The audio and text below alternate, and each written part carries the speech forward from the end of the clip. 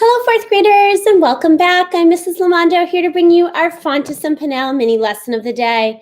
Today we are going to combine two mini lessons into one and wrap up our discussion on fairy tales. Remember, you can always continue reading fairy tales during your independent reading time. It's a great genre that we can learn a lot from. Let's get started. Let's start with U22 Lesson 8. When we started discussing fairy tales, we created a chart about what fairy tales always and often have in them. One of the things we mentioned was that fairy tales typically have romance and adventure. Let's think back to the Dragon Prince.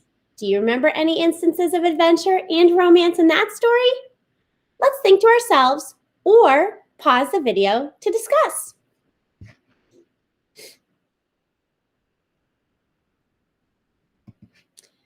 In The Dragon Prince, we see romance. The Dragon Prince and Seven get married, and the prince's heart told him that 3 was impersonating 7. We also see adventure. The dragon takes 7 on a flight around the parts of the world and then down under the water. When you read today, choose a fairy tale if you can. Notice instances of romance and adventure in the book you're reading. We're also going to move into LAU22 Lesson 9 to continue our discussion of The Dragon Prince and fairy tales. Let's think back to The Dragon Prince once more. We mentioned that fairy tales often begin and end in similar ways. Do you remember how The Dragon Prince ends? What phrases are typically used at the beginning of fairy tales?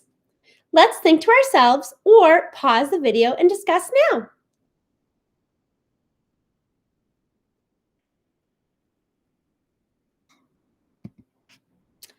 When we read The Dragon Prince, the book began, "Once there was a poor farmer with 7 daughters."